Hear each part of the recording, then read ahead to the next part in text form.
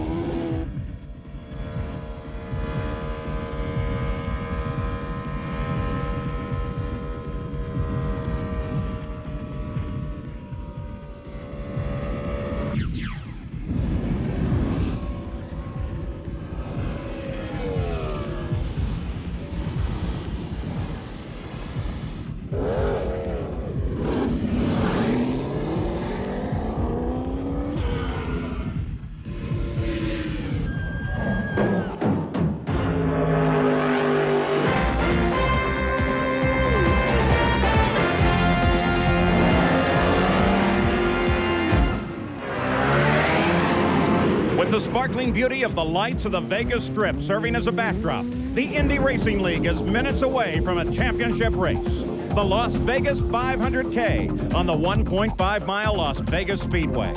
Two men fight for the crown. With 254 points, Tony Stewart. 15 of those points gained by leading laps in 7 races and sitting on the pole in 5. He has only won once. 10 points back is Davey Hamilton. All of his points gained by consistent finishes. He's never won. To win the championship, Stewart will try and stay 8th or better. If he does, he wins. But in the past 11 races, Stewart has failed to finish 6 times. For Davey Hamilton, it's much easier. He simply has to drive to win. So, Tom Sneva, here in Vegas, we're seeing some gambling. Well, we're going to see it today. The strategy between these two is going to be quite different, especially early in the race, Paul. Tony's leading the deal. He's got to be a lot more conservative. If they were on the blackjack table, both having 16s and the dealer was showing a 7, Tony's got to pass. He can't afford to hit. But obviously, Davey, he's got to go for it. He's going to hit that. He might even split 10s, maybe double down on a blackjack. All right, well, let's meet the contenders. We start with Gary Gerald. In the 2-year history of the IRL, unquestionably, nobody has dominated like Tony Stewart. He's led all but 2 of the 12 events in 2 years. He, this year alone, has led 40% of all the laps, but his lead is just that 10 points over Hamilton. And just a few minutes ago, I asked him if, in fact, he would have to take a conservative stance to win the championship. Well, we've kind of planned ahead a little bit just on the conservative side, just to make sure that if it does come up, we kind of planned ahead for it with the setup. So, you know, right now the wind's died down quite a bit compared to what it was about an hour or 2 ago. So, you know, right now we feel like we got the right setup on the car, and if the wind comes up, we feel like we're prepared for it. Consider at his young age, he's already won 22 championships in his amazing career. He's no stranger to this pressure. Jan Beekes? Well, Gary, Davey Hamilton is also no stranger to championship battles. In his young career, he has already won 11 championships, but like we said, he has never won in the IRL. Earlier, I also asked him his strategy for tonight's race. Well, you have to go for it. It's gonna be a good night, I think. The wind's died down a little bit. It's a cool night. Should be pretty fast for the motors, and it's 31 cars out there though, and we need 10 spots ahead of Tony, and I got to be a little aggressive, but we have to finish this thing. So it's gonna be quite a night. The odds may certainly be against Davey Hamilton in tonight's race, but think about the fact that he lives only 5 miles from here. So maybe home court advantage will come into play. The edges are coming to life. Paul?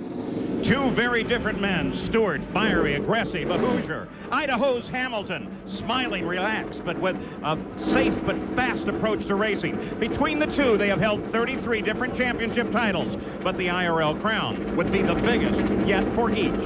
Now, let's take a look at the starting field. 31 cars make up the field. 28 carry the Aurora engine. The rest are Infiniti. The front row belongs to A.J. Foyt's cars. Phoenix's Billy Boat with his first pole. He becomes a 7 different pole sitter in 13 races. And Boise's Davey Hamilton with championship hopes. The second row cars are owned by John Menard. Indy's Tony Stewart, the points leader. And Miami's Robbie Buell, who won the last race in New England. In row 3, Chile's Eliseo Salazar, the second fastest man in the final practice. The fastest in that session was the Indy 500 champion, the Dutchman, Arie Luyendyk, who starts on the outside. Row 4, Georgia's Jimmy Kite, the fastest rookie, and Scott Goodyear. The 5th row, Mark Dismore and Marco Greco. In row 6, Alfonso Giafone of Brazil, and the Scotsman, Jeff Ward, who runs a motocross school here at Las Vegas Speedway. In row 7, Kenny Breck, and the 96 Indy champion, newlywed, Buddy Lazier.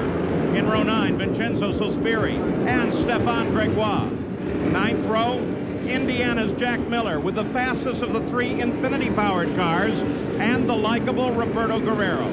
The 10th row, the Phoenix winner, Jim Guthrie, and Paul Durant. In row 11, Texan Greg Ray, and Denver's Buzz Calkins, an IRL co-champion from last year. Row 12, Sam Schmidt from here in the Las Vegas area, and Tice Carlson. Row 13, John Paul Jr. and Stan Waddles. In the 14th row, Billy Rowe and Robbie Groff. Row 15, Ohio's Mike Shank, and Eddie Cheever, the winner at Walt Disney World. Alone in row 16 is Johnny Unser. Now, Paul Durant was involved in an accident in the 10 car yesterday, and as a result, he's moved to the backup car. As a result of that, he goes to the back of the field, and everybody else comes forward. There's Paul Durant. He'll start all the way in the back. Now, the weather has not been so good today. Very high winds, and even the possibility of showers here in the desert. But it's clearing up now. The winds have died down quite a bit. And temperature is still a little cool at 59 degrees. In fact, there are a lot of questions being asked about what that will do to tire temperatures on these machines. Let's go to Gary Gerald. Paul, track temperature right now is 70 degrees. That's very cool, particularly for Las Vegas. The drivers have been concerned about this wind. The winds, at least down here on pit road right now, have died down considerably. That is a welcome change, but they're still concerned about blowing sand, and sand that came in a couple of hours ago when high winds, 35, 40 miles an hour, buffeted this entire facility. Whether or not they can blow all that off, whether there'll be 1 line, 2 lines through the corners, I think that's one of the keys that's on every driver's mind as they take these warm-up laps. Jan? Well, Gary, obviously tire temperatures are going to be crucial today, and that is why the IRL officials have decided when they turn these guys loose, it'll be under yellow flag conditions. You talked about the track temperature of being 70 degrees, the ambient about 52. The problem is the track temperature is not too bad. Goodyear and Firestone were prepared for that, but the actual air temperature tends to cool down the surface of these tires and make it very, very slick. So they're hoping to get tire temperature before they go green. Paul? Well, we've got a nice array of onboard cameras for you. Roberto Guerrero in the 21 Pennzoil car. He's coming out on sticker tires and trying to get them warm. There's Kenny Breck. He drives for Rick Gallis. Up ahead is Mark Dismore, great go-kart provider. Started his racing career in go-karts. Scott Goodyear, the Canadian, twice has almost won the Indy 500. And then up at the front, in the 2nd row on the inside, there is Tony Stewart, the points leader. Just ahead of him, that A.J. Foyt row, Billy Boat. I don't know. And that's Davey Hamilton. Hey, Tony, when the pace car pulls off the next time, that's when you get to go to get your tires warmed up. They don't want you guys to improve your position. That's Larry Curry talking to his driver, and that's exactly what Jan Bikas suggested. Yeah, exactly. What's happening, they're concerned about the temperature. They're going to get the pace car off, let them get some temperature in those tires, let them speed up a little bit, try to generate some heat, and then bring the pace car back on and go for the start. Decision just made by the race director, Brian Barnhart of the IRL, in the interest of safety. Johnny Rutherford, driving the pace car, will pull off. They will display a yellow flag to the field. They will start counting laps. Now, Rutherford will actually take them all the way into turn 1 before he comes off. Time by. He will pick you up at the end of the 5th time by. And then what they will do is they'll start counting laps, but they'll wait until the drivers themselves say, we think our tire temperatures are up and we're ready to go racing. So we'll take a break, and when we come back, we will see the green flag that takes us on this final run of the season and determines the IRL championship.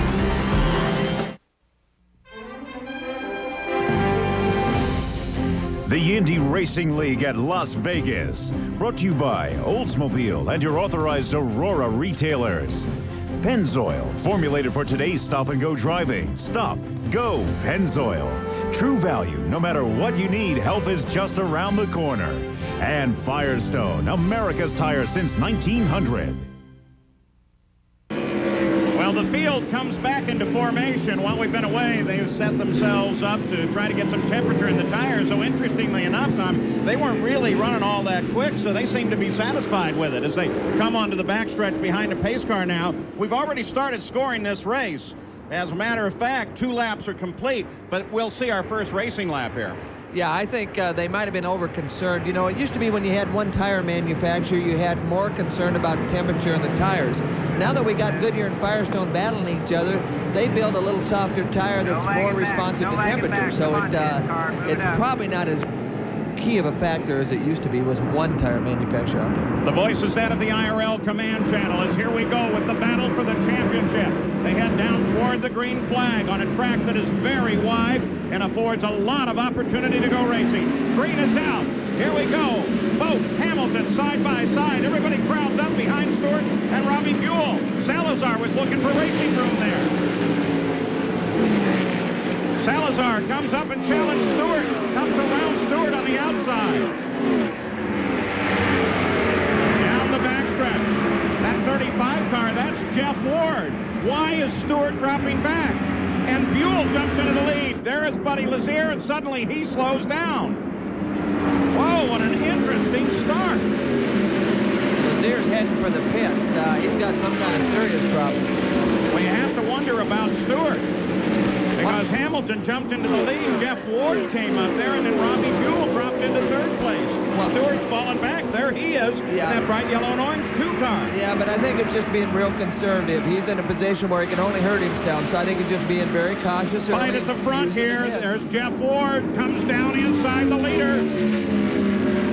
Side by side, they run through the corners. Buell in that green car comes up, tries to join this battle, and Jeff Ward forges into the lead. Well, that's pretty awesome right there, Paul. This guy starts 12th, and he's leading in a very short amount of time. Now we're looking at the battle for 2nd place as Eliseo Salazar comes under Billy Boat, moves in. Look how wide the track is. Here's Stewart. He's rejoined the fight. Stewart works on Boat. You may be right. It may have just been a conservative run.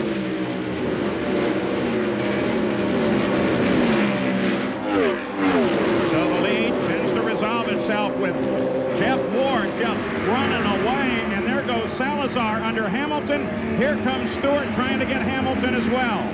Hamilton has to keep Stewart well behind him. Well, it's early enough. He doesn't have to be that concerned about it right there, but you can see Tony's, he's not forcing anything right now. He had the option to go underneath Davey that last lap, and he decided to use his head. Well, we've been watching for Lazier. He's finally going to roll to a stop on the track. Jan Beekes, what's Yellow flag car 91 in the backstretch. Pace car, move out. Pace car, move out. 35 is your leader. 35. Slow it down. Slow it down. 35. 30. That's the voice of IRL control. Jan? Buddy Lazier has been having a problem with the drive line. There's no drive to the rear wheels. The engine is running fine, but something in the gearbox in the drive line area is gone. He has no power. He's done. Well, that brings out the first real yellow of the race. He's over on the backside of this track. They'll have to hook him up and get him around, but obviously it's no problem since there's no power going to the rear wheels anyway. Well, you saw Buddy either practicing his lasso motion or he's, not real happy with what happened at the start of this race. Buddy Lazier just got married to his longtime girlfriend, Kara, and a lot of racers were at that wedding. It was a hot time in Colorado. So we're under our first yellow of the day with Jeff Ward as the leader over Robbie Buell.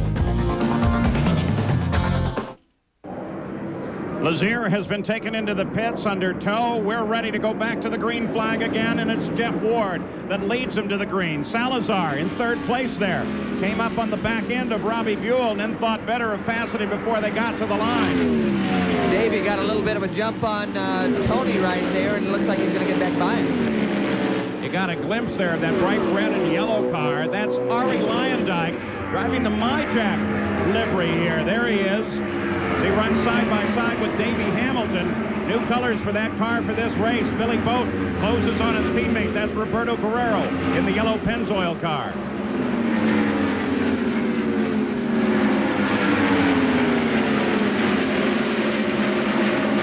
Boat still working on his teammate.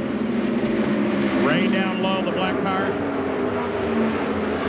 There's Eddie Cheever on the outside. Eddie didn't even get qualified. Had to start way towards the back and is coming right through the ranks.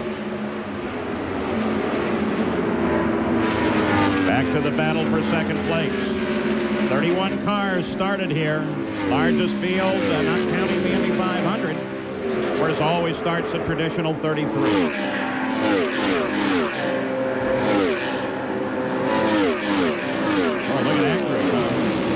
Good stuff here. A lot of side-by-side stuff. What happens when you start 31 cars out here?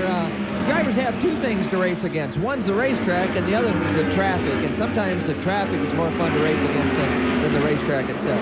Eddie Cheever, the red, white, and blue 51 car, just came around Alfonso Giafone. He started 30th. He's working his way up through this field very quickly. He is now 12th.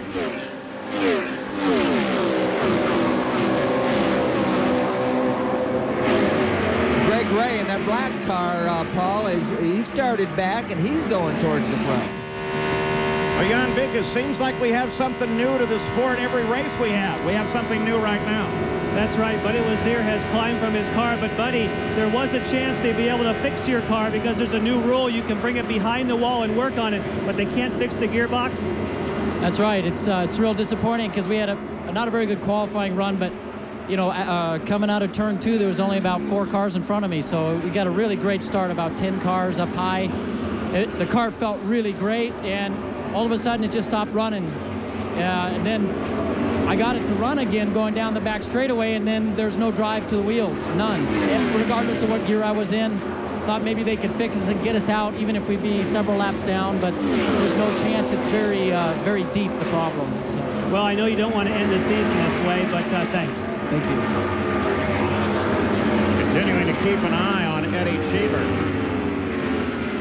Also moving well in the early going here is Mark Dismore, who is now up in 4th place in the 28 car. Mark's done a real good job. Buddy talked about the problem that's very deep. You know, that could be interpreted a lot of ways, but he had a little bit of a smile on his face. What usually happens when the car is good and it's going to go towards the front, that's when it breaks. You know, when it's a bad car, it, you know, a lot of times it'll run all day and you're a little depressed by the time it goes back. Giafone to the inside there finally has to give way as they go side by side. That black number 97 is Greg Ray. Greg was quick. The black car was quick in the practice session last night. And again, they're taking that thing towards the front of the grid. Now Ray works with Cheever. Well, very little work there. It's like Cheever, move it over. Well, Eddie, you know, there's a seasoned veteran. It's early in the race, and he isn't going to fight him at this point. But Eddie had a good practice session and started this race going to the front, but now obviously he's got some kind of gremlin in that thing that's causing him to back it up a little. Giafone comes around him in the GM of Brazil, number 17 car. Leader remains Ward, unchallenged by the second place Robbie Buell. Salazar is 3rd. Mark Dismore up in 4th. Well, this is Alfonso. You know, this guy is a good racer. He had some great Indy Light stuff, and you know, with a little more budget, this guy is going to be at the front of these packs. Back up at the front, the 35 Tabasco car. That's Jeff Ward, motocross champion. And a very interesting guy who has had a very tough year. Ended up subbing for Davy Jones at the first race of this year at Walt Disney World. Finished 3rd at the Indianapolis 500. And had a good shot to win at Indy, and you know, now that it's a little bit of a cliche, but the Tabasco car is pretty hot right now. Jeff Ward in front of Robbie Buell. Gary Gerald? Paul, an update on Davey Hamilton, one of your championship contenders. Remember, he started in the front row. Right now, he's back in 11th spot. The car's gone loose. They tell me that they're going to go to the 6th gear, put it in cruise control, hope that they can make it to their first pit stop, and then improve handling. But A.J. Foyt says it's a long race. We're going to play it conservative early. But clearly, this is a disappointment for Hamilton. Already Jeff Ward begins to overwhelm part of the field. There is Hamilton, the 14 Power Team car. Well, if anybody can work a car through the field, A.J. Foyt and his crew, headed up there by Tommy LeMans, they know how to get that thing done. Well, it's a little frustrating, though. They've got a segment to go here, and when the car's loosening up this quick, you know, if you got your choice, you'd rather have the front end start pushing rather than the back end start twitching at it, because that will get your attention. 25 laps of the 208 scheduled distance already into the record book. 28 of the cars that started this race powered by the Oldsmobile Aurora engine, and that's an upgrade production. Keep an eye on Cheever, and now Giaffoni begin to work Hamilton, but again, he still just wants to keep it on the lead lap right now. Well, he's got to keep it between the fences, and it's not fun for him right now, but he's got to leg it and put up with it till the next segment. The Oldsmobile Aurora, I was saying, in the pace cars, same one that from the production value is on the track. Of course, it's modified for racing. The Las Vegas 500 continues after this message and a word from our ABC stations.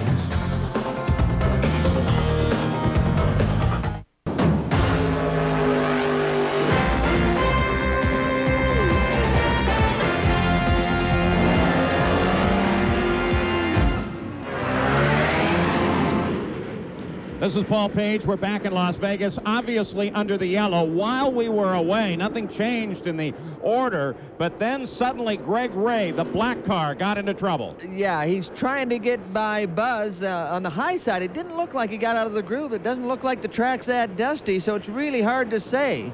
Obviously, it pushes up. He rolls out of the throttle, but you can see the wheel and tire and the front suspension all leaving. And look at the wheel separated from the tire. You don't see that often, so it might indicate that he might have been losing air pressure, and that could have started that problem. Ready to go back to the green flag. Most of the cars made stops. It didn't really change the order. Green flag control. Green flag, green flag. Jeff Ward remained the leader. Perhaps the greatest effect was Eddie Cheever, who came in the pits in 8, fell back to 16. So it's Ward, Buell, Dismore, Lyondike, Salazar, and Goodyear as they go back green.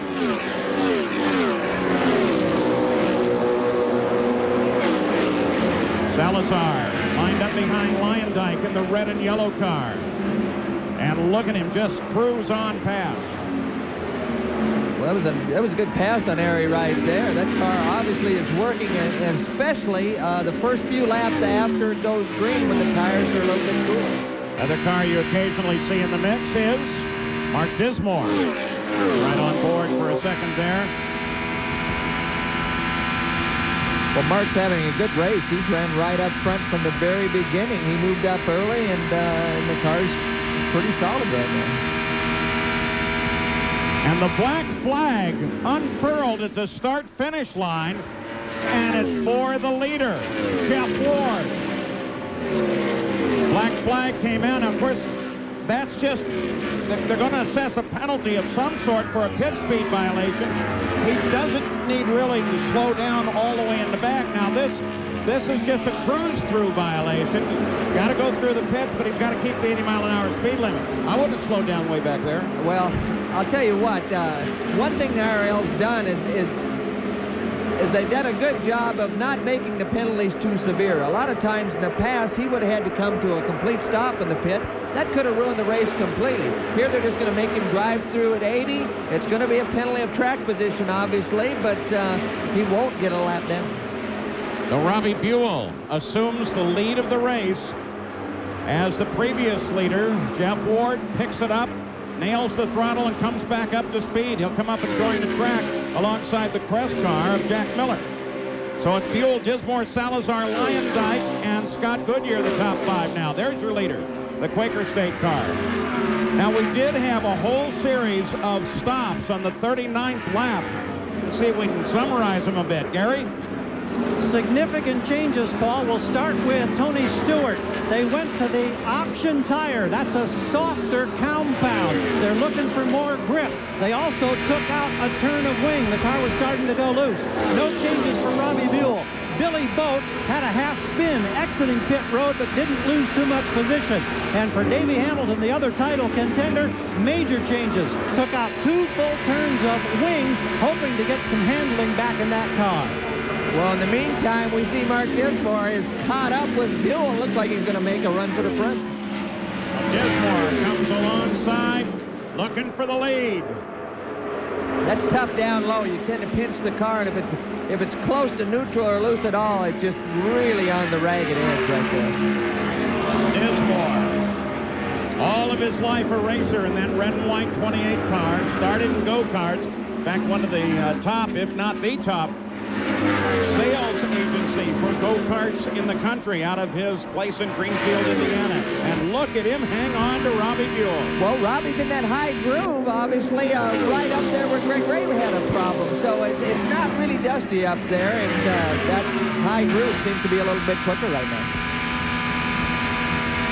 So Dismore, for the moment, falls back, and they begin to look ahead to traffic, so they'll be back in a traffic situation very quickly here. Don't forget ABC's coverage of college football continues Saturday, when you'll see one of 4 great matchups live at 3:30 Eastern. Check your local listing for the games in your area and call your cable operator for information on games available on pay-per-view.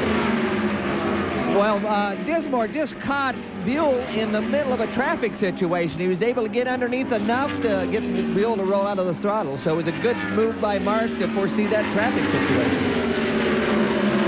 So the fight continues up at the front of this field. Now Dismore, Buell in pursuit.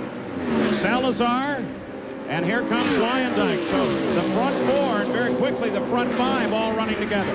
Well, this is fun to see. These cars are very, very equal. I mean, a lot of these guys are getting the handle on these chassis, and they're all running very fast. Barely 0.2 of a second.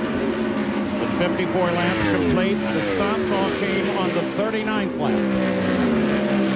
Race summary to this point. Now Buell, of course, the leader. Average speed up at 194. The race record from last year at 200 laps, 115 miles an hour. So with that comparison, they are flying. Here comes Boat, challenging Goodyear, and takes 5th away from him.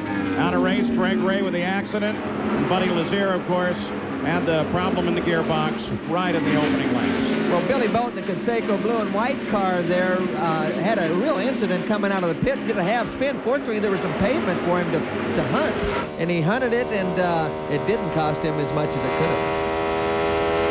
Scott Goodyear, the Nortel car.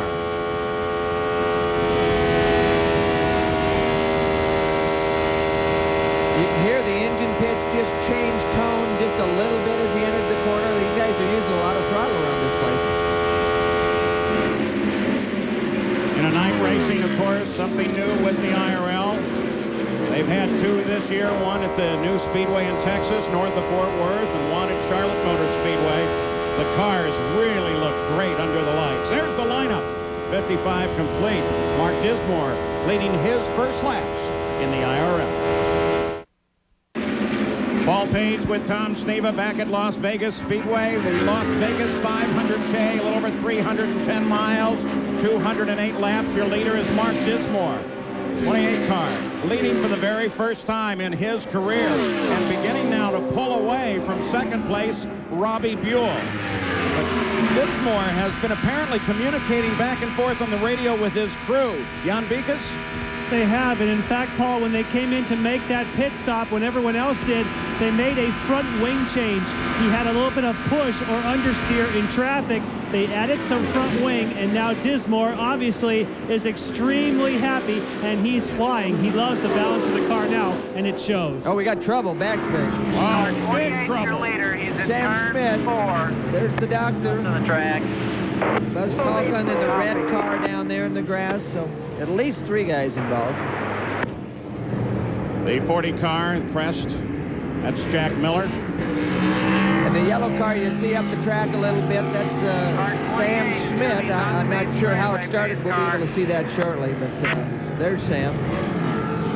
He's got the visor up. It looks like he's moving around. Slow it down, 28. Slow it down. Give the pace car a little bit of room to pick you up. Under the yellow flag, Johnny Rutherford in the pace car picks up the field. And the IRL safety crew is there. Jack Miller gets out of the car. You wondered, it looked like he didn't turn much once he got on the grass. You can't turn much. No, it's a lot like why the brakes don't work when you're upside down, you know? Climbs in between those Musco lights here. Well, that's my theory, you know. I'm the one that proved that.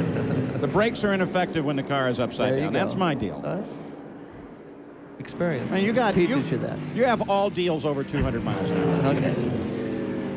So Schmidt's 99 car, and he's out. Apparently okay. Heavy damage to the back.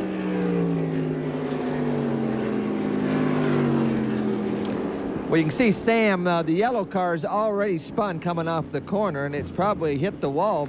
The right rear tire's gone, rolling down the racetrack, and these guys are just looking for places to go. Jack gets her down in the grass. He can't turn it at that point, and he was lucky he didn't have closer to head-on contact with the Schmidt car. Buzz, he's just down there trying to dodge stuff.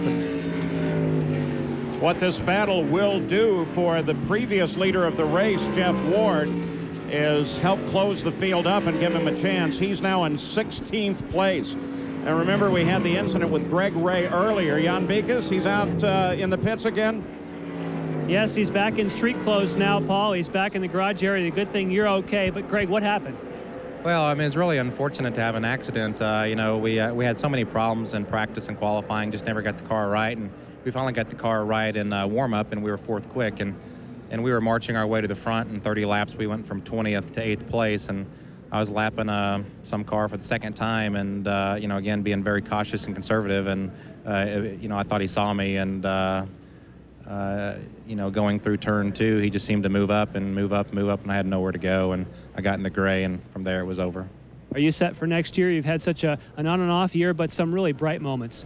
Yeah, we've talked to a lot of sponsors and a lot of other teams and things, and I think the main thing, Tom Knapp and I are trying to stay as a package and put a deal together for next year, and there's a lot of opportunity there, and hopefully we can find some of it. Thanks, Greg. Thanks.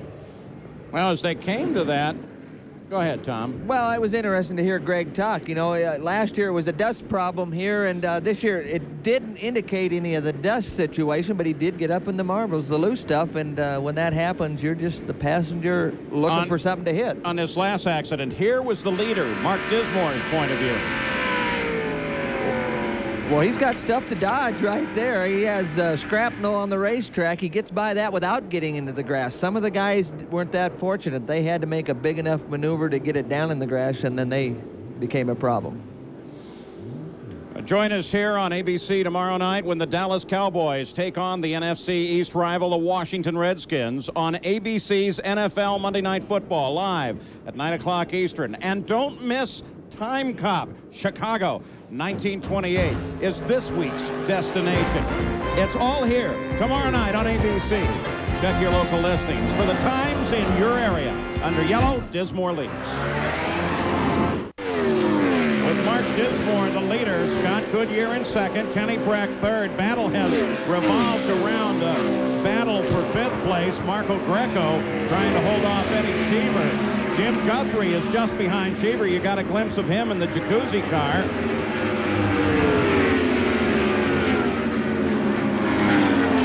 77 laps complete. Ari Lyondike out of this race, Jan Beekes. Ari, we understand that it was electrical problems for you, but what about the track conditions before that? Track conditions are great. Yeah, we were just, we were just kind of cruising around and holding our own, and the car was handling wonderful. The track is good, so a problem in the engine. We've seen a couple of cars on pit road with electrical problems. Why do you think that'd be happening so late in the season with the Aurora engines? Our problem was not an electrical problem. It was just an engine problem. Something broke in it, and it's just a shame, when you're running that good and when you're running as conservative as I was with a shot at the end, then it's too bad. But this is the last race of the year. It's always, bad to go on a note like this. Who looks like the guy to beat out there tonight? There's several guys running very good. Mark Dismore's running good, and Billy Boat. And I think it all comes down to good pit stop strategy and and track position and full mileage maybe. Thanks, Ari. Okay, thanks. Oh, Marco Greco suddenly pulls down off of the pace in that battle with Eddie Cheever and Jim Guthrie. Jim, by the way, currently is leading in the Rookie of the Year battle, the winner at the Phoenix race. What happened to Greco? Well, he's heading towards the pits right now. Well, it could be routine. They are getting into the envelope for the next set of stops. In fact, the leader due in probably within a lap or so. So assume he was off with no problem. You actually join the pits over on the backstretch on this track at Las Vegas Speedway. So you got to get on the brakes sometime before you get on that lane. Well, some of the guys didn't pit on that last yellow, trying to stretch it and then maybe eliminate a pit stop before this race is over. So the order's staggered on the track. You get to see in the dark the flames coming out of those twin exhausts on these cars. The Aurora engine kicking those out. 28, the leader, Mark Dismore, leads for the first time in his career. And he should be due into the pits just any time now. Here we got the battle between Stewart and Boat right there. Boat going by on the underneath side fairly easily. And this is not helping Davey Hamilton, because both Ward and Boat were able to get around Hamilton and now are battling with Stewart, and not much of a battle for Boat. Meanwhile, here's Jim Guthrie working on Eddie Cheever, the fight for fifth. Underneath, made it look pretty easy, and I don't know if Cheever's having a handling problem. That thing's starting to drift back as the tires get hot. The chassis goes away a little bit. On a place like this, is the fuel load make a lot of difference when they have staggered stops, when they get into those kind of fights? Well, it could, but I don't see that as far as a speed characteristic. That, you know, one of them might be quarter full, and the other one might be half full. So I wouldn't think it would be a fuel load situation. Now watching for the leader, who should head in shortly. There's Salazar. Now under attack from Jim Guthrie. This fight is for fourth place. Kenny Brett is up in third place, just ahead, about 2 seconds ahead on the racetrack. We saw a little dust coming up there from the bottom side of that racetrack. Somebody's hustling her. But it's interesting to watch as the segment goes on. Some guys are strong at the beginning of the segment, and then they start backing up as the fuel load goes down and the handling goes away a little bit. But Guthrie here seems to be going quicker with every lap, and the longer he runs, the better that car feels. Remember that great run for Jim Guthrie at Phoenix? Wife Missy in tears on the stand as he took his first IRL victory. Now that's Johnny Unser in the 9 car that's just come into the picture. He's been in and out of the pits and is not part of the lead battle. But Mark Dismore is the leader. Las Vegas 500 continues after this message and a word from our ABC stations.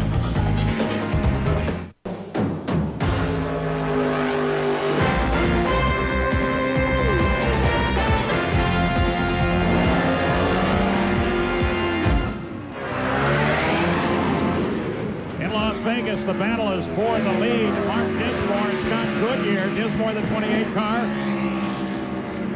And it looks like he's going to head down the pit road. That's Goodyear coming to the pits in the Nortel number 6 car. These stops are right on schedule, though. Billy Boat headed in just a few seconds ago. Is that you?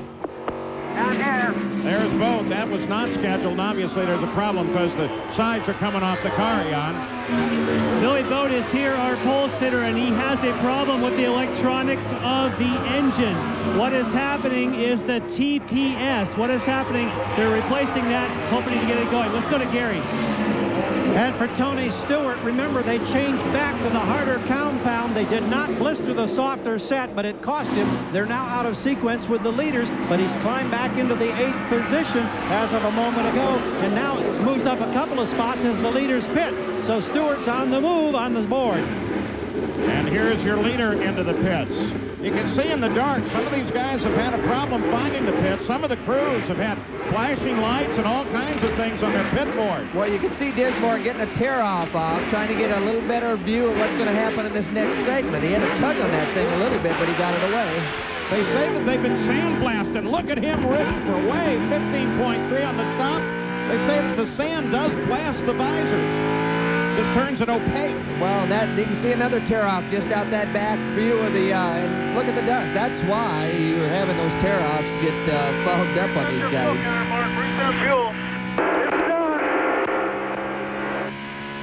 So Mark Dismore comes back, and Robbie Buell assumes the lead of the race. Alfonso Giafoni into second, Vincenzo Sospiri to third, and Jeff Ward, the early leader, who then was penalized, has worked his way up to the fourth position. You might have heard the radio conversation as Dismore came out of the pits. They were asking him to reset the fuel meters so they know exactly what's happening and when they need to stop again. Robbie Buell, the Quaker State car, the leader with traffic just ahead. That's Jimmy Kite. But he's got Giafoni all over him. And here is Dismore coming through around first Salazar and then under Johnny Hunter. Well, he split those two boys and might have caught somebody a little bit off guard. With regard to Salazar, that was a fight for position. Look at Cheever. Cheever doing the same exact thing. Back on the lead, Giafoni beginning to pound hard on Robbie Buell.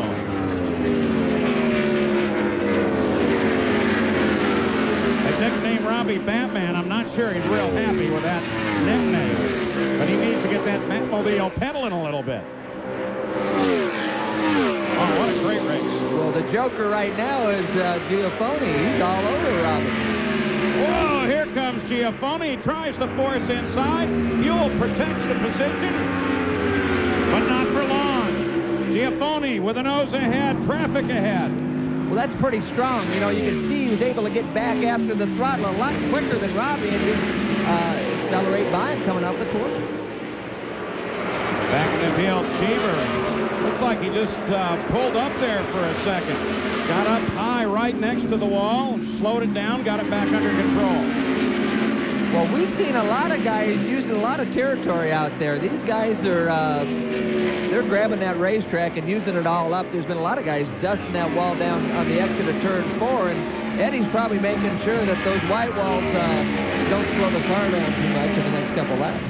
That black number 19 car that you got a glimpse of for a moment there, really the first opportunity we've had to take a look at Stan Waddles.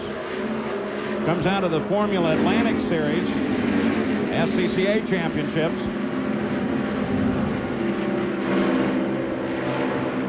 This is Cheever. Yeah,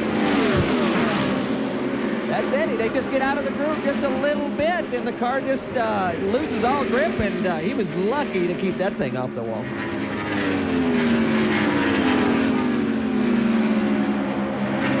Eddie Cheever just up very close to the wall. Doesn't look like he caught it, though, but it did cost him a couple of spots as he dropped backwards. Leader of the race right now is Alfonso Giafoni, average 193 miles an hour. Been clicking off laps up at 194 past couple of laps. In second place, it's Robbie Buell right now. We've had some cautions, taken a few cars out of the run. No injuries, though. But a couple of, at least one fairly significant name, last year's Indy champion, Buddy Lazier, was out very early on. Ari Lyondike, this year's Indy champion, out just a few laps ago. Well, Giafoni got by Buell and just driving away from him right now. Right at the halfway point now. 104 laps complete. And Billy Boat still suffering some problems, Jan. He's come back on pit road, Paul. A.J. Foyt is looking on. They thought it was the TPS, which stands for throttle position sensor. That was not the problem. Now they're going to the distributor and to the injectors. But obviously, Billy Boat is losing valuable time, and his pole position obviously worked for a while, but now they're dropping way behind. I think the next place they're going is the casino, Paul. Remember, the Conseco car originally assigned to Scott Sharp, who has now been given a medical clearance after a couple of head injuries this year, and he's going to begin testing almost immediately for next season.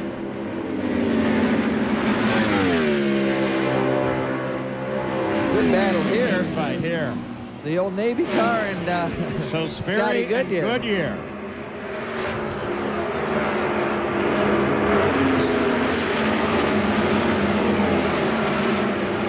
I'll tell you what, between traffic and just getting around with the multiple lanes on this track. This is a great speedway. Well, it's a great speedway, and it's a lot of fun from a driver's standpoint because working this traffic is what it's really all about. It's the competition, and I know it's got a smile on my face, and I'm just watching it right now. This is the stuff a driver really likes. We watch this fight tracking that championship fight. Keep an eye on these guys. Well, it's now like Breck's able to pull away a bit there. Well, there's a lot of good racing throughout the pack. It's just, it'd be nice if we could see it all the time, you know, but the camera only can show one thing at a time. In that championship battle, Tony Stewart still in the position that keeps him in the fight and keeps him with the championship by 9 points. John Paul Jr. with those flames on his car comes up behind Stewart. Here comes Kenny Brack. Jan Beekes. Well, an update on Davey Hamilton. They are running in 6th gear. They are trying to conserve the engine. The car is a little bit loose, but they are running conservative right now, making sure they can make the end of the race. So Davey Hamilton right now, and the conservative strategy, even though he has to be very aggressive here tonight, seems to be working for them. They're pretty happy down here with the AJ Foyt power team. You can see some of this racing action going on. If a guy gets caught in traffic and just has to roll out of the throttle a little bit, everybody jumps on him, and they really close the gap. And you see, of course, different lines, and somebody will come up at one time, and he'll hop out. There's Rick Gallis watching his guys, Kenny Brack and Marco Gecko, and then it changes again in the next corner.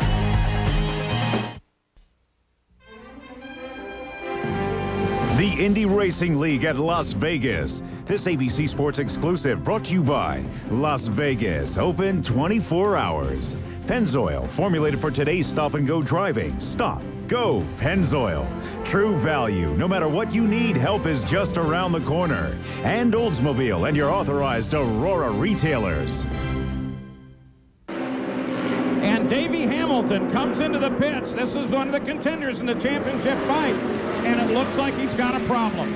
Well, on the radio, he said it was all over the racetrack. So I don't know if he had a tire going down. They're changing all 4 right now.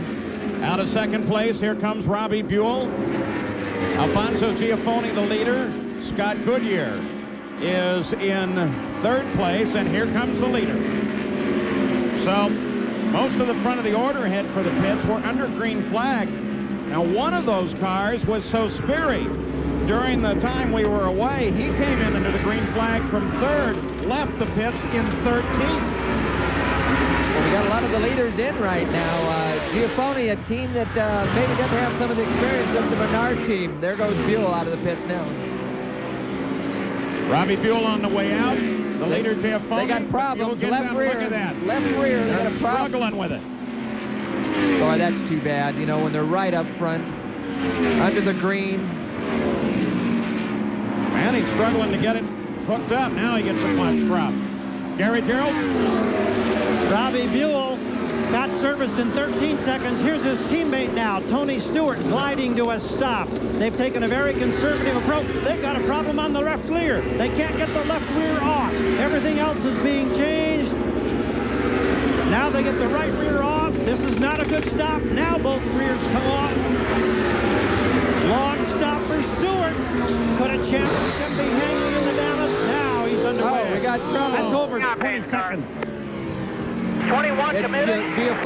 Giafoni just out of the pits. Go ahead. Now, remember the temperatures, despite the fact that this is the desert around Las Vegas, are very cool. We started the race down at 59. You have to assume it's dropped a bit since then. You come out of those pits on new tires or cold tires. Well, we're not so sure. They had trouble in the pit, if you'll remember, with the tire change. So, exactly, that tire, it could have been a function of the pit stop. Jan? When Afonso was leaving the pits, they had a problem in a miscue like you saw, and 2 pits up, Stefan Gregoire's team saw that the left rear tire was not tightened. They tried to wave him off. They tried to get the attention of Afonso Giafoni's team, but obviously they could not get it done in time, so it was a miscue on the pit stop that caused that wheel to come off. So with that, Giafoni, the leader, out of the race. He climbs out of the car uninjured. You know, the crews do work together like that, and it's exactly what you called, Tom. Well, it's a tough day. Obviously, the team had done such a great job, and Alfonso was doing a super job on the racetrack. It's too bad that it has to end because of the pit problem. Here's the tag in of it. The wheel already gone and bouncing its way down. Well, look at this. Who's that? Is that... Looked like that Guthrie. 27 car was very fortunate to get by that. Guthrie leading the rookie battle. There's Alfonso Giafoni. Nice young man. Well, and he's okay. There's no injuries. And what about Tony Stewart, Gary Gerald? Well, the team obviously disappointed. The reason they had the problem, they just didn't get the air jack connection clean. The rear end didn't lift. They were trying to change both of those rear tires, and obviously you can't do it until you get the car in the air. Once they got the car in the air, it was routine, but they lost several very precious seconds. And if it had happened just a lap later, they would have been under yellow, and it had that luxury. So timing in a championship bid could be a factor before this day is over, or night, as the case may be. Jan? Well, Sam Schmidt was involved in an earlier accident. There's been so much happening, we haven't had a chance to check up. First of all, you're okay, but what happened? Yeah, I mean, we're great. I mean, this is the first time all year with the testing that we had a fantastic car. Me and Davey went around the last 10 laps before I went out, 200 miles an hour. It was a great race. And we just got a little bit hard into one, just a little bit heavy in there and pushed up. Rode the gray quite a bit, just barely caught the right rear on the exit. And we just came to a stop in the grass. I think we probably could have just thrown a tire on and been okay, but then just sitting there, Jack caught me, you know, he was out of control. There's nothing he could do, but it's just really disappointing for the team because we needed to finish this race, and I think the racer just came alive in me because the car was so good, and we needed to finish, but we really diced it up with people, and just disappointing. So is the track okay, or is there sand up high? I tell you what, I mean, I thought the track was great. I mean, we didn't have a good car in practice, but we hit it right on the head, and the whole fuel load, we had great balance in the car, and I was ecstatic. So, I mean, the crew did a great job there. I never really got up there, passed once on the outside, but I thought it was fine. Okay, well, at least you're okay. Thanks. Thanks, Sean. I appreciate it. And with those stops and those problems, look how this has changed. Tony Stewart has dropped behind Davey Hamilton. Not far enough to have a really adverse effect on his chance of the championship, but it moves it from 9 points down to 6 points. Battle's getting closer. Well, 6 points isn't very much. I mean, you don't have to sneeze too loud to cause a serious problem from that point. Well, they came in here with a 10-point separation, so Tony Stewart still in the championship position, but he's trying to going to have to fight a little bit harder to try and keep Davey Hamilton back, because just the slightest hiccup and it could be Hamilton's championship. Tim Allen, you know, big racing fan, big race driver. Tuesday night here on ABC, a special home improvement starts the evening at 8, 7 Central, followed by Dan Aykroyd as the leader comes in a brand new Soul Man, and then home improvement once again. Goodyear in the pits. I don't know if it's just at the end of the segment that he's trying to top off the fuel, or why he's in at this point. Go, go, go! Watch your speed! Watch your speed! Get your blend mark! Watch your blend mark! You can hear the rev limiter cut in, the cruise control to keep him from over speeding that limit down there in the pits. So how was the stop from your point of view, Jan? Well, it was pretty exciting. It was 9.72 seconds, and they put 2 turns of wing into the front. So obviously he's been having some push, and hopefully he'll put the car right for Scott Goodyear. That's a pretty major change, two turns, especially this far into the race. But the good news, he's going to be able to cool the clutch, because there was a lot of RPM as he exited that pit. And all of this gives the lead back to Mark Dismore, with Jim Guthrie in second place and Robbie Buell in third. But Dismore is going to relinquish that lead here shortly. There's one car on pit lane. Letting Mark know what's ahead, what to expect down the pits. You can see a little darker down there. He wants to know where they are. Well, it's an interesting strategy here for this team that probably maybe doesn't have as much experience, but why he did pit the lap before, it's going to put him behind all the cars that pitted earlier, and it could make it a little more difficult to get back to the front. And the order to reset the flow gauge. And Mark Dismore in and out of the pits. With a wing adjustment also. Still under the yellow, 122 laps complete. He'll relinquish the lead, though, to Jim Guthrie. Back at Las Vegas, Jim Guthrie was the leader of the race, and we went green just briefly, and then, well, a problem. Eddie Cheever. Keep an eye on him in the lower right corner. You can see the smoke come out of the back of the thing. The motor's blown up right there, right in front of the leading group there, and fortunately it caused no problem for any of the leaders, but everything's smoking, all 4 tires, the motor, and probably both ears. Of course, it did bring out the yellow, and that sent the leader into the pits, Jim Guthrie, and turned the lead of the race over to Kenny Breck, followed by Robbie Buell and Eliseo Salazar. In the championship fight, well, Stewart still has it, but not by much. In the rest of the championship fight, Cheever, Lyondike, Lazier.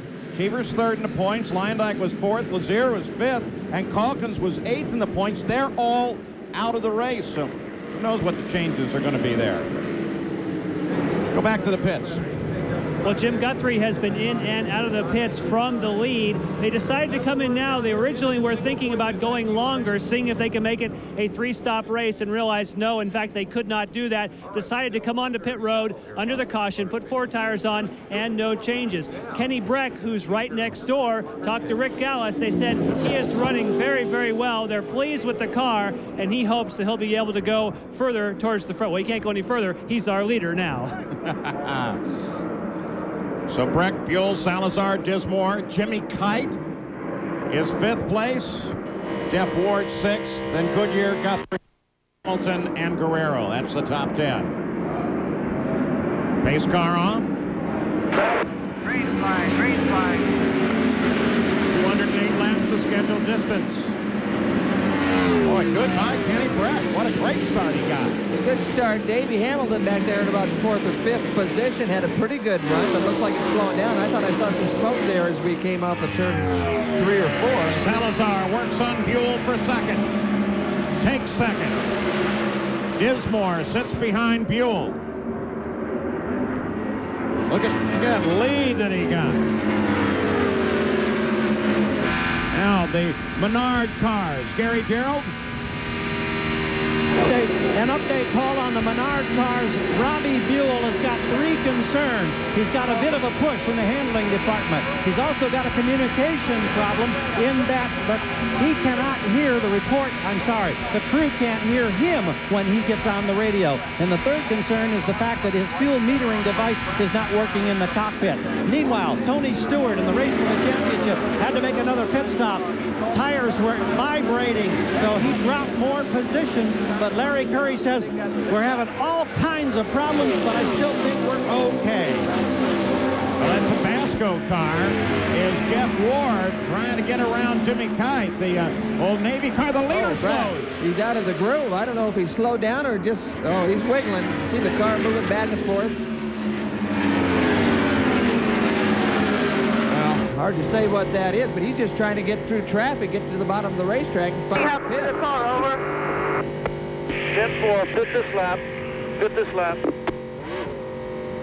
Kenny Breck kicks it down to Gary. He told the pits what had happened. They said just bring it on in right now, of course. Is it the chassis or the motor, Kenny? What's that? Well, you can see how long it took him to find an opening to get to the bottom of the racetrack, and going very slowly. There's no yellow, so that's going to be a tough break for Kenny. So Robbie Buell now inherits that 2nd place, and Salazar picks up the lead. Mark Dismore is 3rd. Jan Beekes. Kenny Breck is going to try and make his way back to pit road. Obviously, he's lost valuable time. They think maybe he's got a tire going down, so they're going to put 4 tires on the car. He's on his way here as we speak. We will try and see if there's anything that looks obvious as far as the tires themselves.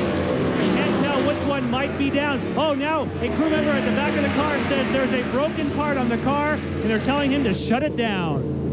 Now Kenny Breck's day is over. Too late to try to repair a suspension piece, if that's what it is. In the meantime, Ward was working on Kite in that battle for 4th place. Well, we got a good battle here. There's a lot of good battles on this racetrack, and Jimmy Kite, who had a real tough accident here not too long ago, said his confidence was a little shaky, but as the more time he got in the racetrack, the stronger he felt.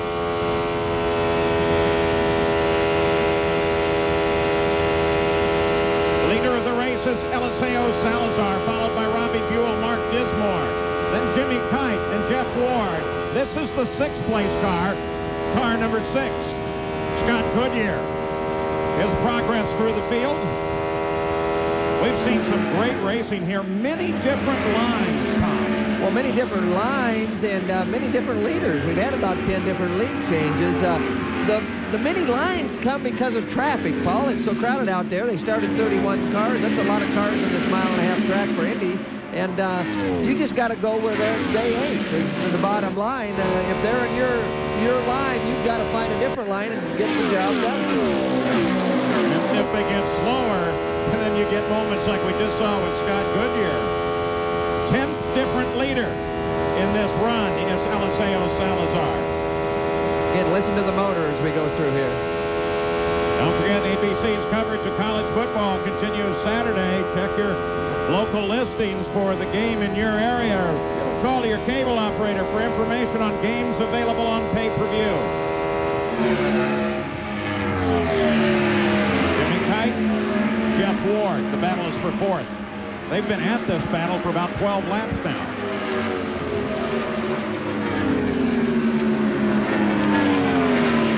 Jeff is real tight with him, trying to get an air brake, but Jimmy's able to drive her down in the corner a little bit harder. An air brake, is that like a draft?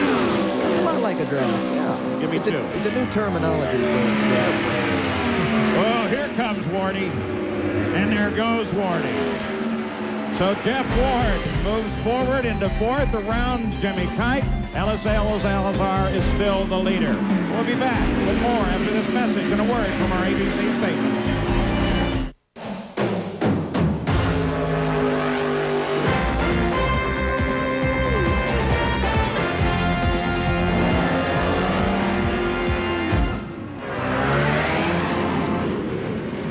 Paul Page back in Las Vegas, 150 laps complete, 208 scheduled. Salazar the leader, though Mark Dismore just grabbed 2nd place away from Robbie Buell a lap ago. So the fight continues all up at the front of the field.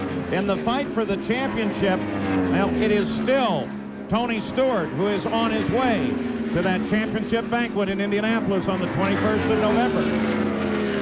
Well, that gap is tightening, though. There's a few more spots difference between those two right now than there has been any other time in this race. Kenny Breck, you saw he had a problem, came out of the race. Jan Vikas, what's the story?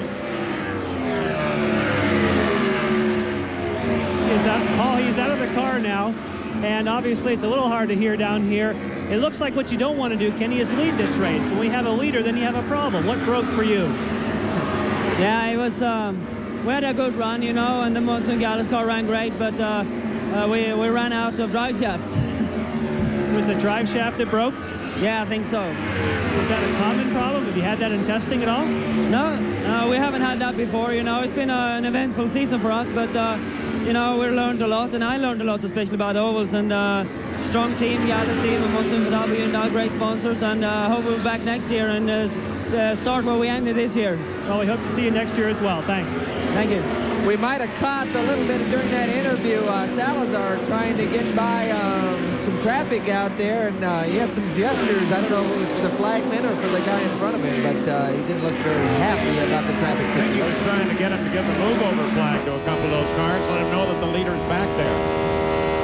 Salazar, with an interesting history in the IRL, was involved in a serious accident in the practice for the very first IRL race a year ago at Walt Disney World. A piece of suspension actually poking him through the leg. Made a very strong comeback. Leads here. Dismore is 2nd. Scott Goodyear, keep an eye on him as he's closing on Jeff Ward, the number 6 Nortel car. That's Goodyear, right side of your screen. And there is Jeff Ward. Average speed to this point, 193 miles an hour. They're flying 10 leader changes. 10 leaders, 11 changes. Blistering pace when you think about it. Well, it's a fast racetrack. It's cool out. Conditions are pretty ideal for these things, and got the racing's been great. Don't you love it at night? I love night racing. Who's that down on the inside? Looks like. Yeah, Johnny Unser, they've had a lot of trouble. It brought out a yellow, though. Well, Johnny Unser apparently with an engine. They want to make sure there's not too much oil on the track. They go yellow. Johnny Rutherford brings out the pace car. Salazar will answer the yellow as the leader, followed by Dismore, Buell, Ward, and Goodyear. Here's what happened, Tom. Well, the engine. Yeah, the motor. That's is that one of the Infinities? One of the three. Well, they made good progress this year. They've, but they still have some way to go, obviously. Tice Carlson has one of the Infinities as well. Johnny Unser okay. You always worry with these cars, especially. You remember at Indy 500, Robbie Gordon, when he had a problem that sloshed some hot fluid, boiling fluid, into the cockpit. Burned his leg. Here is Stefan Gregoire. Not seen much of the blue car this race. He's currently 12th. Just take your time underneath the yellow. Field comes around. Robbie Buell, the Quaker State car. We're watching to see if Davey Hamilton makes it into the pits again. Indications are that he might be heading down for some Norris service from A.J. Foyt. Currently runs in 8th place.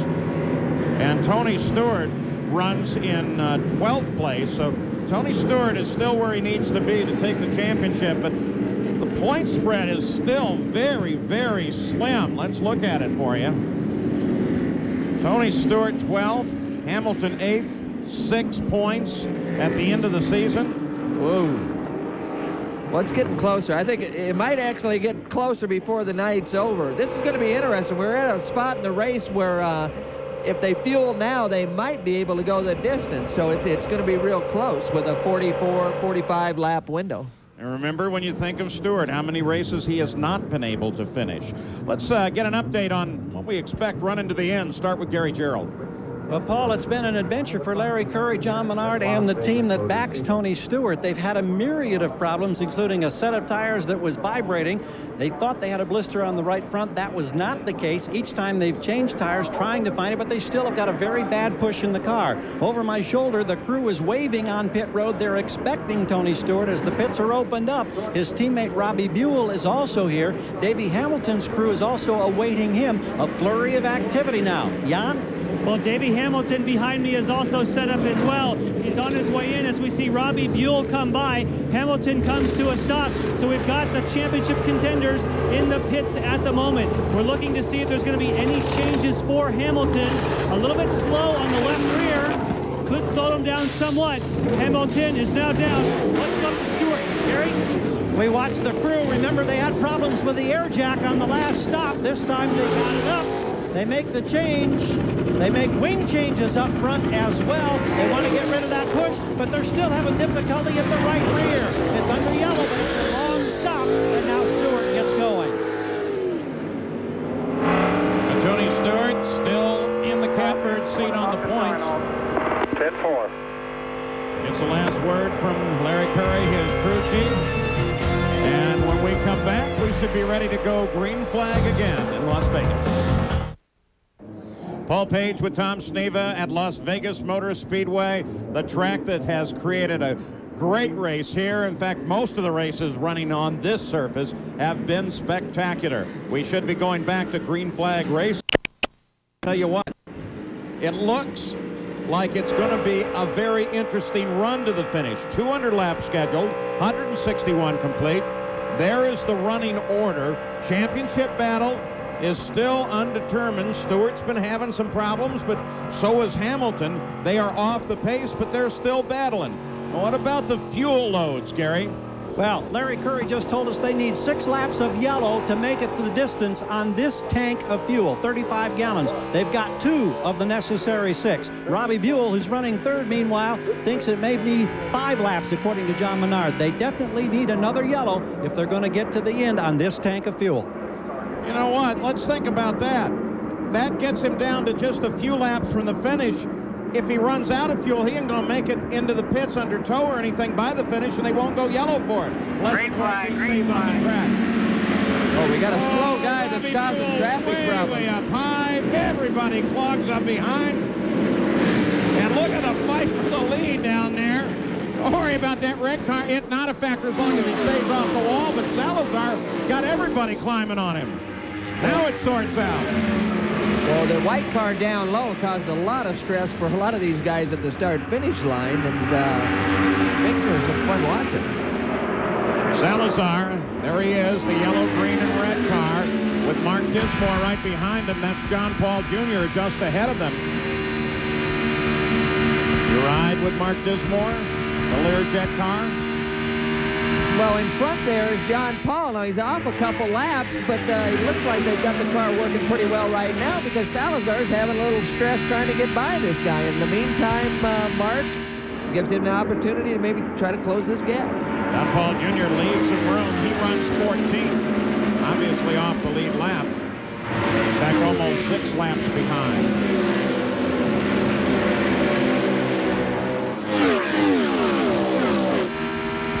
Now they begin in the pits to figure the fuel loads. Let's assume they stay green. 165th lap is complete. We're working 166. We go to 208. Well, Buell would probably have to be in the pits about 10 laps before that. What about Davey Hamilton's fuel load, Jan Bigas? I had a chance to talk to Tommy LeMans, and he says that if they stay in 6th gear and they stay conservative, they can make it to the end. Obviously, they would also like to have some yellow flag to be sure, but they're the ones, like Tom said in the opening, they can gamble, and they're going to. Robbie Buell comes around Jeff Ward, picks up 4th place. But remember, he doesn't have enough fuel. The team seems to think they're going to need at least 2 yellows to get him to the checkered flag without refueling. Well, I don't know about 2 yellows, but at least 2 laps of yellow. And 2 laps of yellow. Thank you, Tom. And it appears as though the Menard cars maybe are a little bit more fuel-y than some of the others. Oh, that's Ward. The Tabasco cars gotten less hot than it was earlier. Well, it heated up for Roberto Guerrero. He had to yank it to the right just to get around that. Jimmy Kite, Marco Greco. Battles a bit back in the field. Don't forget tomorrow night, NFL Monday Night Football. Dallas Cowboys take on the NFC rival Washington Redskins. Monday Night Football. And, of course, Time Cop, destination Chicago, 1928.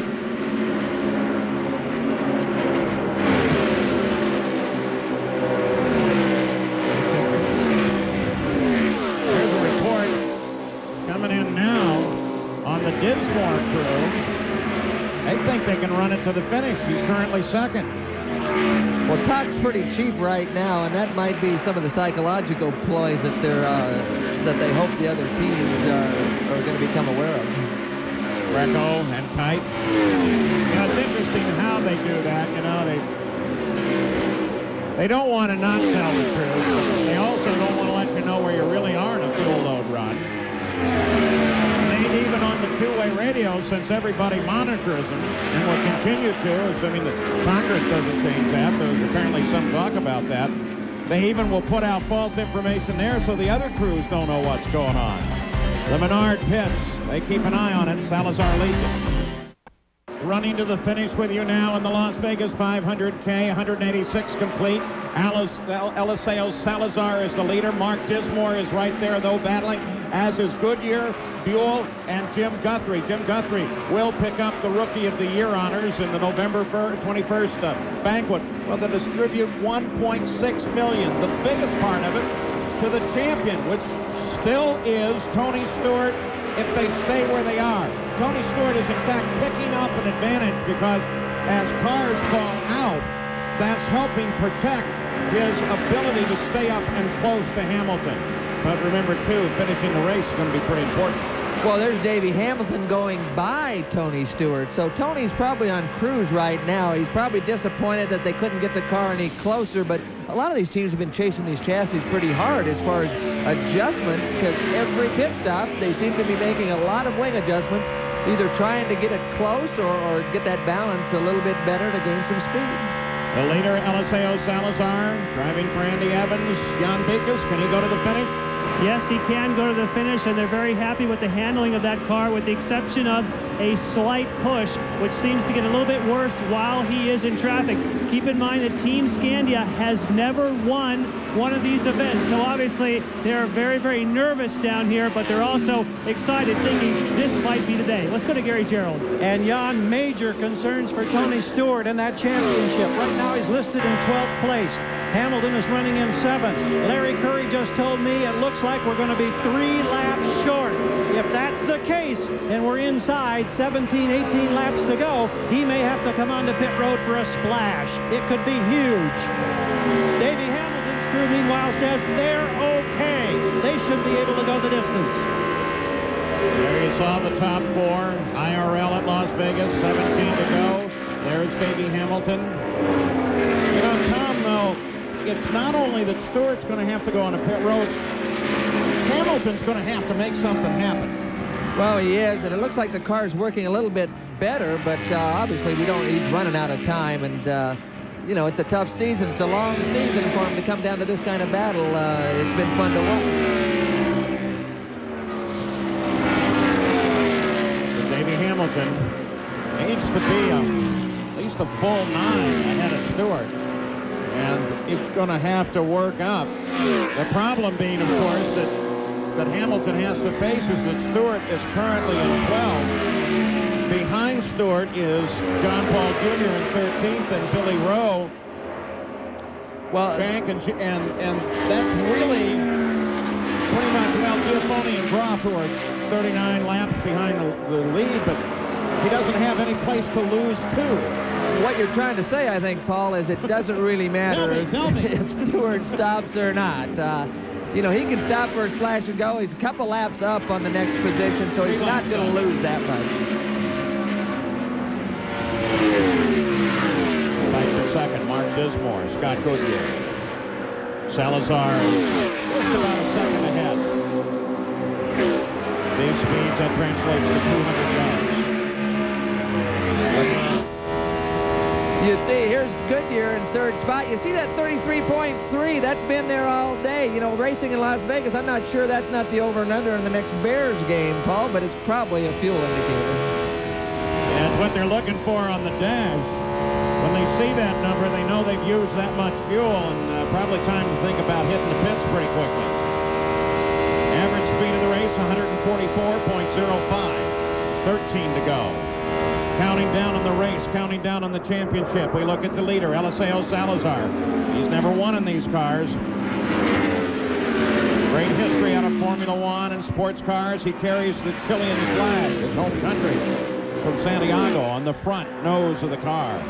Well, that car's pretty stout right now. He's ran a tremendous race. This is a team that's sort of owned and operated by a guy by the name of Andy Everins. He sort of stirred up the bushes a little bit in racing here over the last couple of years, buying some sanctioning bodies and doing some things that starting to get the attention of the Penske's and the Frances of the racing world. Aurora dominating the run here, dominated the qualifying. Tony Stewart. What's he going to do, Gary? That's the million-dollar question. A radio conversation monitored Stewart indicating to Curry something is wrong. I don't know what. Curry said, just keep going.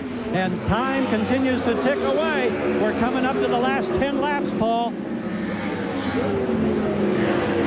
Boy, this championship comes right down to the wire. Well, look at Scott Goodyear. Goodyear underneath. Not there. But Scott's a little quicker. He's just got to find a spot to get the job done. Thing to be faster, yet another to get around. Well, you get turbulence off these cars. That, you know, when you're running 200 miles an hour down into these corners, you've got to get some separation, whether it's lateral or vertically. You've got to separate yourself from that other car and time the acceleration off the corner. Now look at this run, Tom. When you think of this year with the IRL, they started brand new chassis. We got a yellow, trouble. Oh, big upside down. Wow. Yellow flag will come out on that one. With 9 to go. The yellow wheel looks like Guerrero. Let's hope he's okay. Safety trucks are rolling. There's a lot of parts and pieces that aren't connected to each other. Stewart right goes by on the backstretch. Here comes the ambulance. Fortunately, no fire. Looks There's like Guerrero crawling out from underneath it. He's all right. Wow. A little shaken up. But Roberto Guerrero climbs out from under that battered and broken car.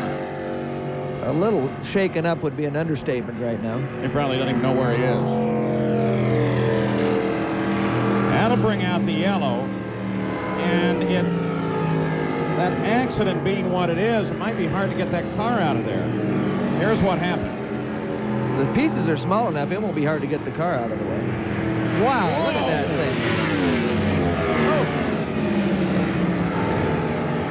Oh, my goodness. Well, what happened? Pitched it in the air. Well, he got the crossover road. There's a piece of pavement that went right through that grass area. He got down on the infield onto the grass and then clipped the road that entered the infield area and that tripped the car and got it upside down.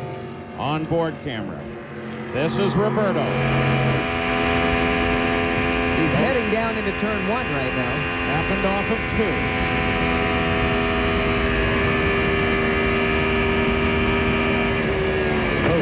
Wow, look at that thing pointing straight in the air. Well, that was Greco. Well, he slowed dramatically, and Roberto didn't quite catch it quick enough, and then he caught some other stuff. Yeah, and that road just starts flipping him. You know, Nellis Air Force Base, home of the demonstration team, the Air Force Thunderbirds, right across the street. They probably said, "Go ahead, just go ahead and apply power and get her out of here." Yeah, that might have showed straight up. That might have showed up on the radar. Oh. The Air Force Base, by the way, has a lot of volunteers over here. They're working to help at the track with security and other things, and they're doing it all to give money to charity. Well, it's a real testament to these cars. You can see the cockpit area is pretty well intact. There's not much left around that area, but for Roberto to crawl out from underneath that thing, that's... 201 laps complete, 208 scheduled.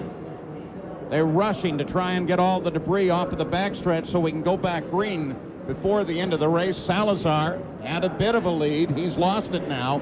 Mark Dismore, Scott Goodyear, Robbie Buell, and Jim Guthrie all will close tight up behind them, but it looks like that championship is Stewart's.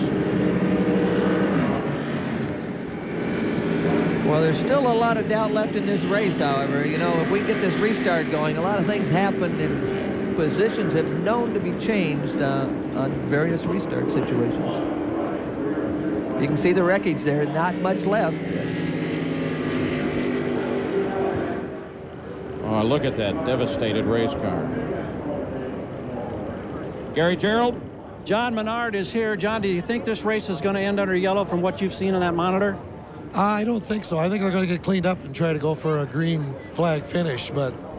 In your mind, is the championship still up for grabs, or do you think you've got it? Oh, I think it's still up for grabs. Anything can happen here, you know. That's happened to you on more than one occasion in some 25 years in this sport, hasn't it? Yeah, it happened more than once, unfortunately, and I just hope it doesn't happen here tonight. But I think they're going to have a green flag finish.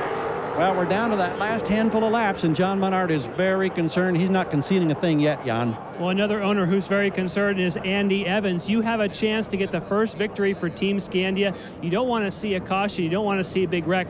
Roberto's okay, but it could benefit you. This could be the first win. I want him to be green. I want to win under the green. I want to win for Dick Simon and Eliseo. They both have tried real hard. Dick, his whole career, this will be his first IndyCar win. It looks like you're going to get your wish. We've just been told one more lap to green. You're going to get to shoot it out. We hope it goes your way. Thanks very much. All right, let's, as we get ready to go green, go back to that onboard camera with Roberto Guerrero. We'll go slow motion here. Again, the car right in front of Roberto slows dramatically, and Roberto just doesn't catch it quick enough. He almost gets by, but the right front and the left rear come together. Oh, look at the nose come up, up, up. And Roberto's still trying to steer it. Is that great? It's a natural instinct from a driver's standpoint. I get this thing on the ground, I'm going back to the pits. He's probably got the brakes on, too, but they ain't doing him any good. Unbelievable. Good news is that Roberto Guerrero wiggled out from under that car, and the San Juan Capistrano native is probably going to get a checkup from Dr. Bach and the team, the medical crew, but he appeared to be okay. May not remember the accident. That's one of those like you in turn 2 at the Speedway. I don't think you had a clue until they showed you the footage. You said, was that me?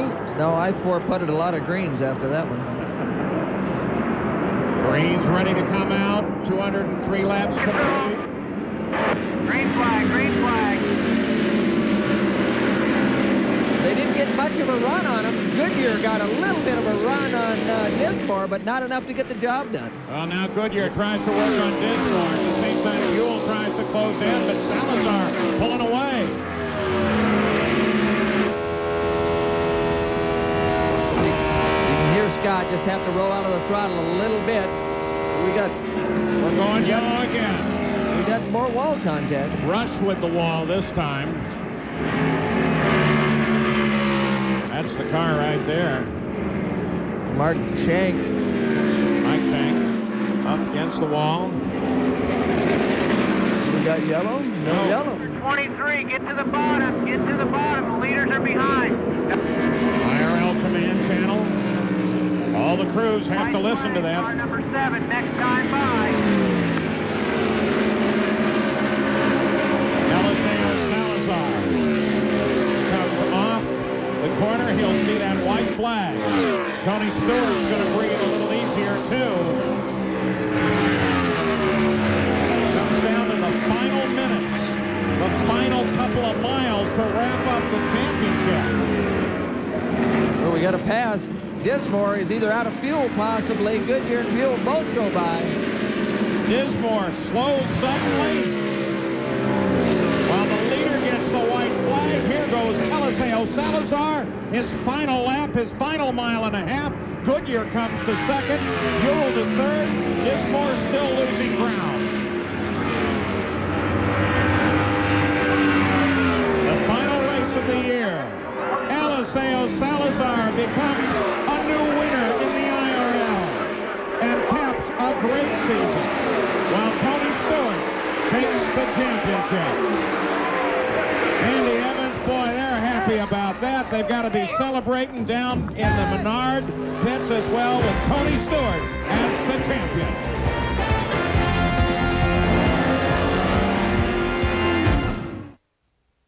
Eliseo Salazar climbs from the car. Today is your day. Tony Stewart wins the championship, but it's your first win and first for Team Scandia. What made the difference in this race? Well, I think the preparation, John, we've been preparing, very hard the whole season. We've been testing beforehand with Goodyear. We've been, working with the Rouch guy, with the engines, and everybody, is really focused. I've been training hard, I've been eating the correct stuff, and so it's nothing more than the right preparation. Now, you're a guy that's had a lot of adversity, injuries, and so on. It's got to be that much more gratifying to come back here and win. Absolutely. I mean, this year I had the unfortune of breaking an engine and hitting the wall again in this new wall. I broke my back. I had to come back for Indy. And, it was really hard to come back from 2 car accidents. But to come back this way, maybe I could do it again. Congratulations. Thank you, John. Thank you. Eliseo Salazar perseveres. Unofficial results, the standings. Salazar was 1.2 seconds ahead of second place, Scott Goodyear. 6 cars were on the leader lap at the finish, and 15 of the 31 that started, well, they were still running at the finish. We look through the last of the unofficial results, the last race of the season for the IRL. And then, too, there are standings to consider in the race summary itself. Average speed of the race, owing to the yellows, was 193.7 miles an hour. 10 lead changes, different leaders, 13 different lead changes. So there's the summary of the race as we've seen it, and here is the champion, Gary Gerald. Tony Stewart, have you ever worked harder to win a championship than in this race tonight? Oh, man, I tell you what, I've never felt like a monkey on a football so long in my life. The car pushed all night, and, I think we had a shock that must have went away or something, because no matter what, we couldn't do it. How about it? You're sweating an awful lot now, baby. I got a cold bath. Better you than me. Oh. Yes.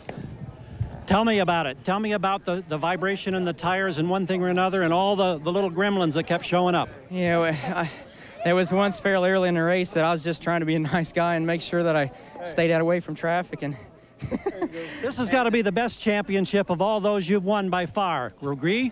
Oh, absolutely. I mean, I think the thing that's most gratifying about this is all these guys with Team Menard. I mean, everyone with Glidden and Quaker State and John Menard, Larry Curry, Bill Martin, John O'Gara, all the guys at the shop. I mean, these guys are the ones that gave me the race cars all year to do what I've done, and I'm the one that gets the spotlight on it, but these guys are the ones that deserve this championship. He didn't dominate tonight, but he's won a championship. and takes the most important crown of his career by a 9-second margin over Davey Hamilton, 9-point margin. Now, Scott Goodyear made the biggest jump. He moved up from 9th to 5th. Here's the schedule for 1998 for the IRL, and we'll start off on ABC on the 24th of January at Walt Disney World Speedway. The rest of the dates, it's been one terrific season in the IRL, with Tony Stewart coming home on top of the order and taking the championship. I'm Paul Page for Gary Gerald, Jan Vikas, and Tom Sneva. Thanks so much for joining us this year. The ABC racing season has come to a close. We'll see you next year at Walt Disney World.